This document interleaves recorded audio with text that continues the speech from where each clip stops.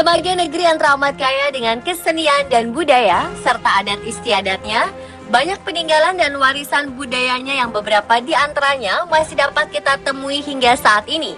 Seperti kesenian-kesenian berikut, yang dalam pertunjukannya disebutkan mengandung unsur-unsur supranatural atau magis. Karena bagaimana mungkin orang tidak terluka setelah dirinya ditusuk oleh benda tajam?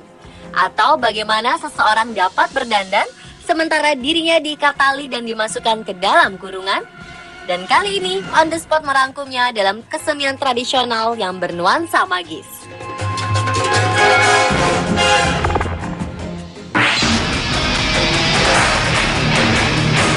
Diawali dengan kesenian tradisional asal Jawa Tengah dan Jawa Timur, kuda lumping. Kesenian yang juga memiliki sebutan lain seperti jaranan, jaran kepang, dan jatilan ini awalnya adalah sebagai refleksi semangat heroisme dan aspek kemiliteran sebuah pasukan berkuda yang memperlihatkan gerakan tari yang dinamis dan agresif.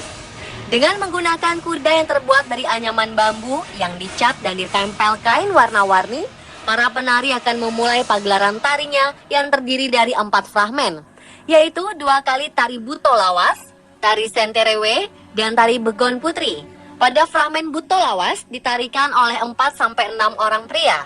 Pada bagian inilah penari dapat mengalami kerasukan dan kesurupan, yakni kemasukan roh halus. Terkadang penonton pun ada yang ikut kesurupan dan ikut menari. Dalam keadaan tak sadar, mereka terus menari mengikuti irama musik bersama penari lainnya. Dengan mengikuti irama musik serta suara pecutan, penari akan melakukan hal-hal di luar kesadarannya, seperti memakan pecahan beling dan tak merasa kesakitan saat tubuhnya berkali-kali dipecut.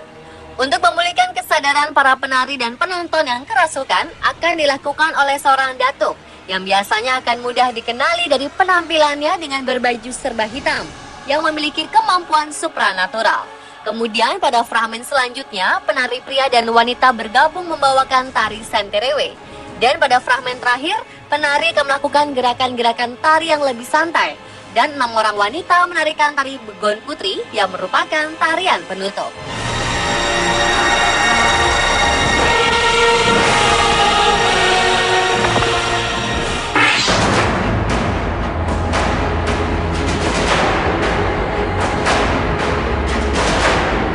Menyeberang ke tanah Maluku, di sana dapat kita jumpai sebuah kesenian yang dinamakan bambu atau buluh gila. Untuk memulai tarian yang juga disebut barasuen ini, sang pawang akan membakar kemenyan atau mengunyah jahe dan membaca mantra dalam bahasa tanah yang merupakan salah satu bahasa tradisional Maluku. Kemudian asap kemenyan dihembuskan pada batang bambu yang akan digunakan. Fungsi kemenyan atau jahe adalah untuk memanggil roh para leluhur sehingga memberikan kekuatan mistis kepada bambu tersebut. Ketika pawang membacakan mantra berulang-ulang, si pawang akan berteriak, "Gila, gila, gila," dan atraksi pun dimulai. Bambu pun kian berat, berguncang-guncang seolah bergerak sendiri mengikuti irama musik. Semakin cepat irama musik, maka bambu menjadi semakin berat. Atraksi bambu gila akan berakhir dengan berjatuhannya para pemain di arena pertunjukan. Kekuatan mistis bambu gila tidak akan hilang begitu saja sebelum diberi makan api melalui kertas yang dibakar.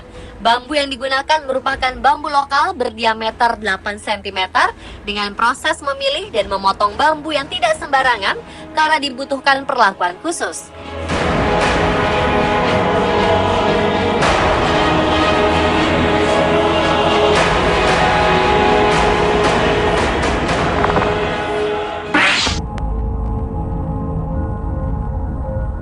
Sementara itu di kawasan Kerinci juga dikenal memiliki kesenian yang bernuansa magis, yakni tari Niti Naik Mahligai, sebuah tradisi kesenian tusuk tombak seperti debus.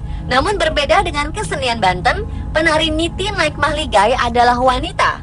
Di tengah tabuhan gendang, pertunjukan dimulai dengan aksi menusukkan pedang tubuh si penari. Dalam sekejap, pedang pun bengkok. Gendang terus berdentang seiring dengan rapalan mantra sang pawang untuk memanggil roh leluhur. Kemudian atraksi berlanjut dengan pecahan kaca yang diinjak, lalu berjalan di atas telur tanpa memecahkan telur-telur tersebut. Atraksi-atraksi selanjutnya pun tak kalah membuat penonton merinding, yakni atraksi berjalan di atas duri-duri tajam, menginjak susunan paku dan meniti pedang, serta dihunus tombak. Namun justru tombaknya lah yang patah menjadi 2. Tarian yang berasal dari Siluak Mukai Kerinci bagian utara ini memang kian sulit dijumpai karena hanya sesekali tampil dalam upacara kencuri pusaka 10 hingga 20 tahun sekali. Dan tarian ini hanyalah satu dari beberapa tarian tradisi Kerinci yang mengandung mistis dan telah ada sejak turun-temurun selama berabad-abad. Yang diantaranya adalah tari marcok, yakni tarian berjalan di atas pecahan kaca dan menusukkan keris ke tubuh penari, yang terakhir ditampilkan pada Pesta Danau Kerinci tahun 2006 lalu.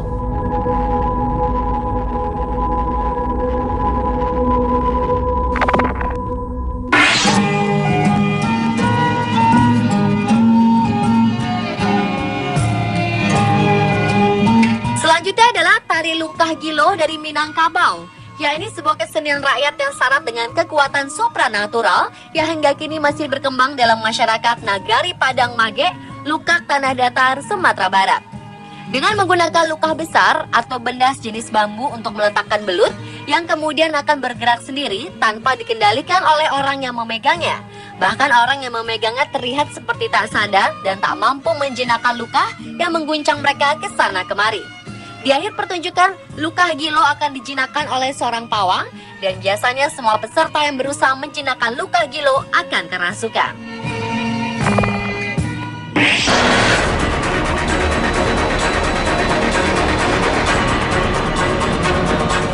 Berikutnya sebuah kesenian yang namanya telah mendunia, Reok Ponorogo.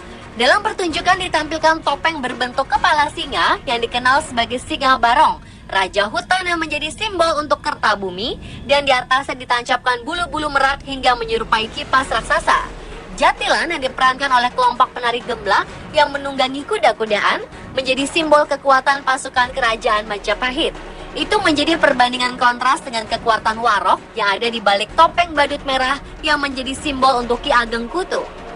Sendirian dan menopang berat topeng singa barong yang mencapai lebih dari 50 kg hanya dengan menggunakan giginya. Seni ini terdiri dari rangkaian 2-3 tarian pembukaan. Tarian pertama biasa dibawakan oleh 6-8 pria dengan pakaian serba hitam dengan wajah dipoles warna merah. Para penari ini menggambarkan sosok singa yang pemberani.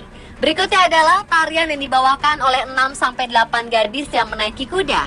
Dan biasanya tarian yang dinamakan Jarang Kepang atau Jatilan ini diperankan oleh penari pria yang berpakaian seperti wanita.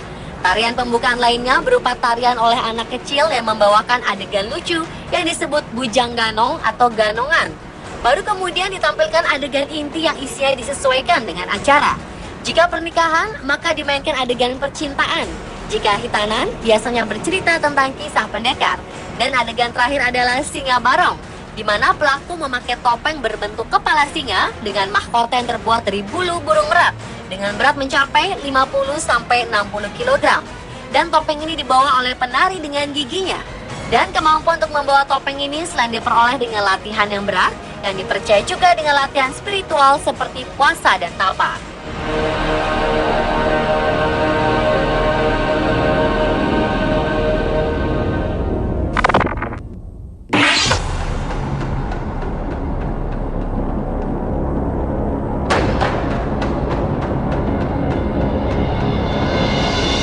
Kesenian tradisional yang bernuansa mistis yang terakhir adalah kesenian sintren atau yang dikenal juga dengan nama lais, yakni tarian dengan aroma mistis atau magis yang bersumber dari cerita cinta kasih Sulasih dengan Sulandono.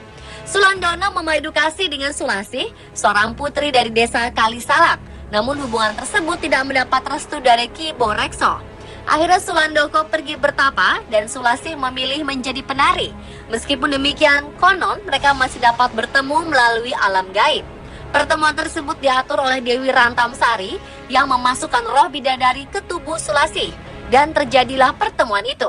Itulah mengapa setiap pertunjukan sintren, sang penari pasti dimasuki roh bidadari oleh pawangnya, dan penari haruslah masih seorang gadis yang suci atau perawan. Diperkirakan kesenian tradisional ini mulai berkembang di pantai utara Jawa sejak tahun 1930. Diiringi tetabuhan khas daerah pesisir, sintren diikat dengan sutas tali dari leher hingga kaki. Kemudian sintren dibaringkan di atas tikar dan dibungkus dengan tikar tersebut. Lalu sintren dimasukkan ke dalam kurungan ayam yang telah ditutup kain, setelah sebelumnya diberi bekal pakaian pengganti. Dalam prosesi ini, Pawang Sintren membawa pedupaan, tempat kemenyan dibakar, serta membaca doa. Dan mulailah terasa suasana mistis. Karena konon, inilah saat-saat bidadari turun dan masuk ke raga pesintren dengan diiringi tembang khas dari sinden. Dan tanpa bantuan siapapun ketika kurungan dibuka, Sintren pun telah berganti pakaian dan tali pun sudah lepas. Kemudian Sintren yang juga berkacamata hitam itu menari dengan gerakan yang nyaris monoton.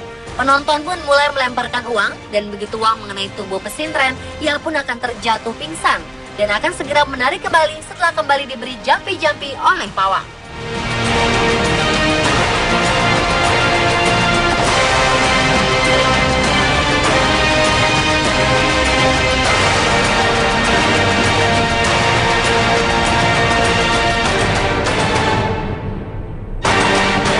Pemirsa, adalah kesenian tradisional yang dalam pertunjukannya mengandung unsur magis versi on the spot.